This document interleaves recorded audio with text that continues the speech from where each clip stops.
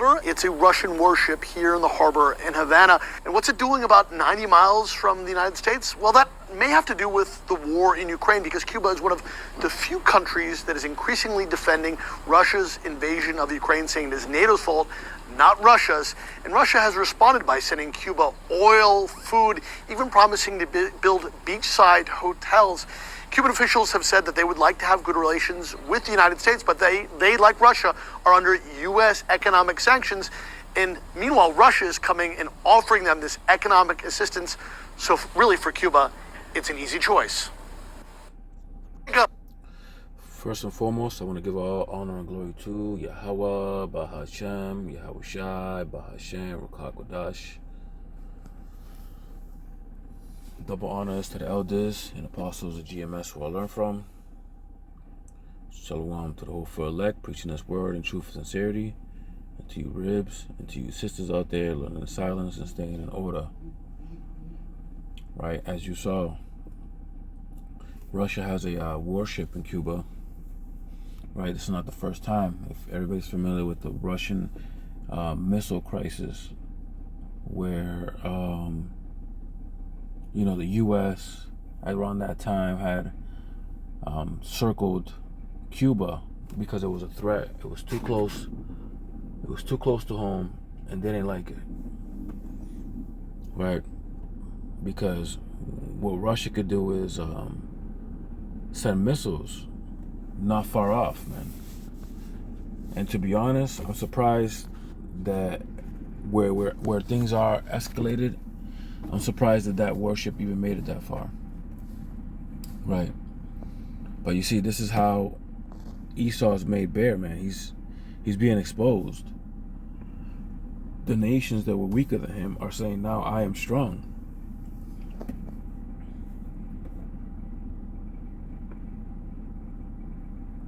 They are so close to, you could probably see Miami from some part of Cuba. Right? That's how close they are. It's a Russian warship. I don't think the United States has gotten that close to Russia. The UN is definitely moving their chess pieces closer to Russia. Finland had joined NATO, I believe it was like 6 months ago. And Finland is directly right next to Russia. So you see tensions are escalating, man. But yet,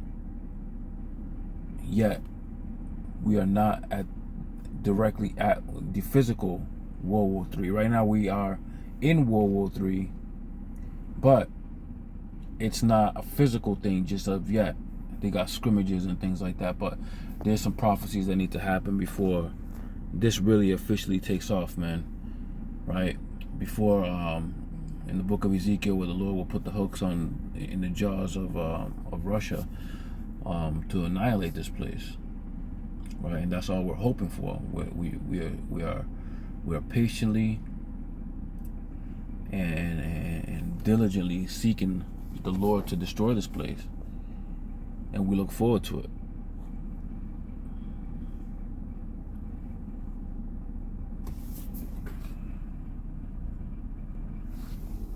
This is the book of 2 Peter, chapter 1 and verse 10. Wherefore, the rather, brethren, give diligence to make your calling and election sure, for if you do these things, ye shall never fall. Right? When these things happen, all hell's going to break loose. Right? Before that, the MOTB is going to come. Right? And this is why we need to really acquire and have the Lord protect us from the calamities that come from wars, famines, and all these other things that are prophesied to come. Right? You can't be an average Jake just living in Babylon at ease, man. That would mean that you're in the house of the house of mirth, where Jake, the elect and the hopeful elect are in the house of mourning, because we have sacrificed everything, and we see the atrocities which brings much more sorrow, right? And we hasten and look forward to the day of the Lord, right? So we do these things so that we could be saved from the affliction that comes from it, from that war, that sword, and the famine of food, and all the other plagues that's coming to Egypt, modern day Egypt, which is also known Babylon, aka America.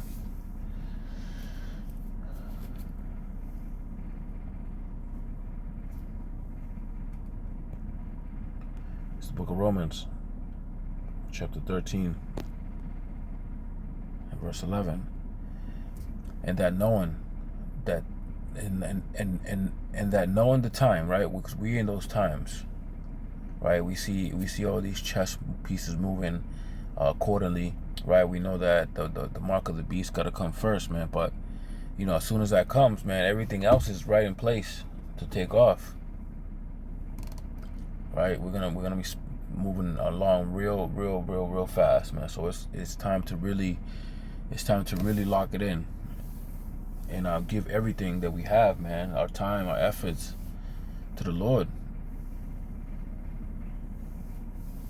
That's how we make our calling sure, man. It says, and that knowing the time, that it is high time to awake out of sleep. This is the high time right now, right? Ain't many prophecies left. That knowing it is high time to awake out of sleep, for now is our salvation nearer than we believed, right? The so-called doomsday clock has moved closer, right? Everything's moving along quickly.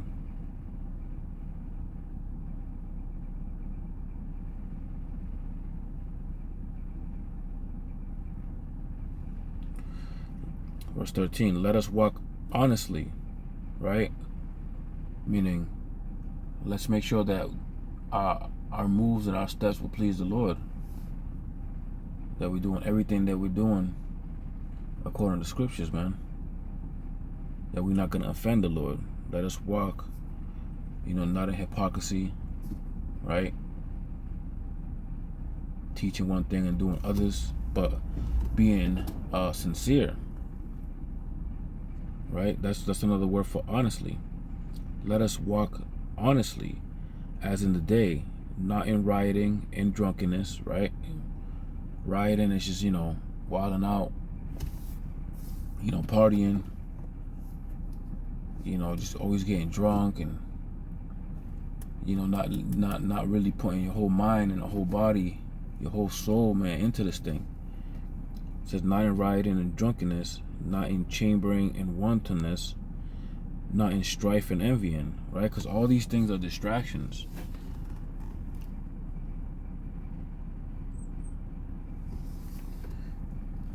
Verse 14, but put ye on the Lord and Yahweh Shai HaMashiach, and make not provision for the flesh, right? Because our flesh wants to be, soothed and,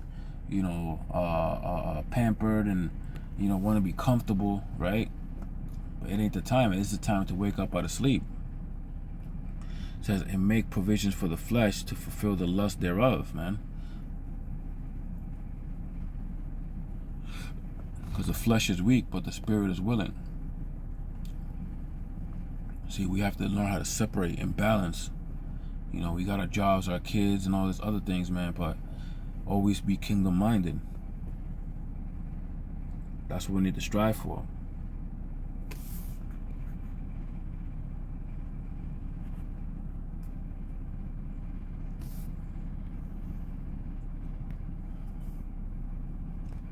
This is Mark chapter 13, verse 7.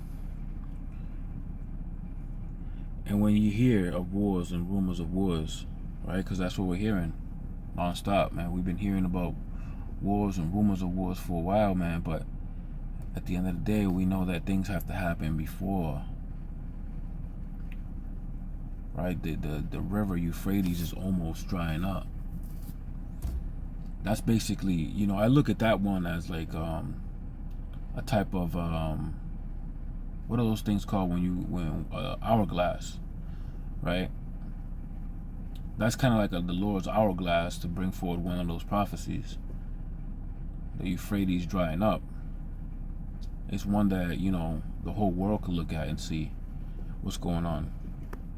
It says, and when ye hear of wars and rumors of wars, be ye not troubled, right? Because that's nothing. You got a lot more coming on. You got a lot of more difficulties, man, than just that. Because we know that this place is going to be utterly destroyed. Right? Things going to go up like a match, man. When you strike a match, that thing just goes up. That's exactly what's going to happen to this place. It says, for such things must need be, but the end shall not be yet. Verse 8, for nation shall rise against nation, and kingdom against kingdom, and there shall be earthquakes in diverse places, right? And we're not seeing earthquake in diverse places, right? And then we got Esau with his weaponry. You know, the Lord's using his wicked ass to bring forth a lot of these calamities, Salakia, with the, you know, with the beams and things of that nature. I don't know if I can start saying that anymore because they already they flagged me a couple times. Right? Exposing this damn devil. So what we're supposed to do, man, reveal this man of sin. It says, and there shall be famines and troubles. These are the beginning of sorrows. Right? So the famines and the troubles are coming before this war actually really kicks off, man. Right? When that MOTB comes out, man, a lot of people are not going to take that. And a lot of people are going to suffer. And eventually, some of them are going to give in. Some of them are just going to die. Some of them are going to revolt. There's a lot that comes in with this, man.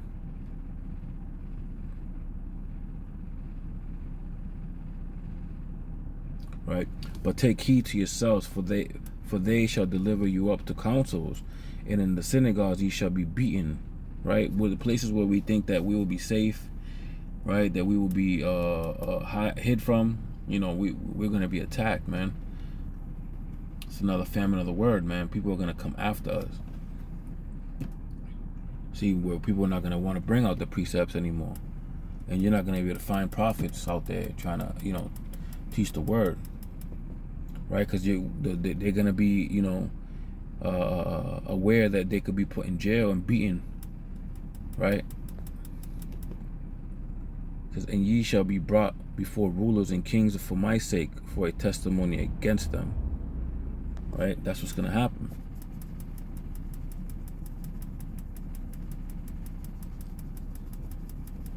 Right? And the gospel must first be published among all nations, which it happens already. Right? This YouTube thing carried this word across the whole entire earth, man. So we in those times, man, we getting real close, man, to them bringing in fire, man, to the streets. They already making this thing illegal, right? They were trying to remove the Bible from certain areas, right? But we look forward to this, man. Call Allah Yahweh Hashem Yahushai. With that, I'm going to say Shalom.